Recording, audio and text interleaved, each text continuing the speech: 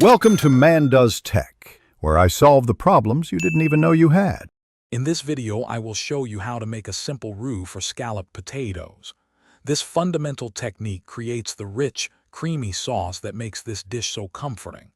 We'll start with just 3 basic ingredients: butter, flour, and milk.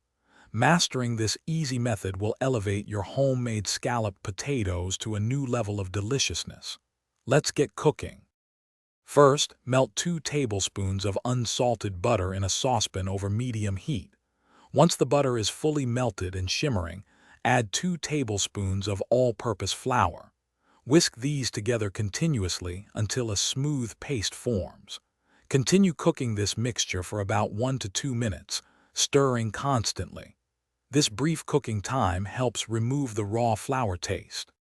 Hey everyone, if you're enjoying this video, please hit that like button and subscribe for more easy cooking tips.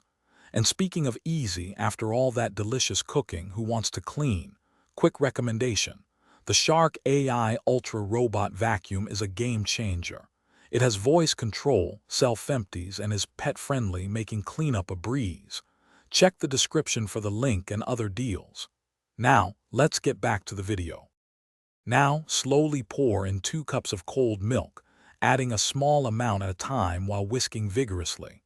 This gradual addition and constant whisking are key to preventing lumps and ensuring a smooth sauce. Bring the mixture to a gentle simmer, continuing to whisk. Let it cook for about 5 to 7 minutes, or until it reaches your desired creamy consistency, perfect for your potatoes. Thanks for watching. If you found this helpful, don't forget to like and subscribe.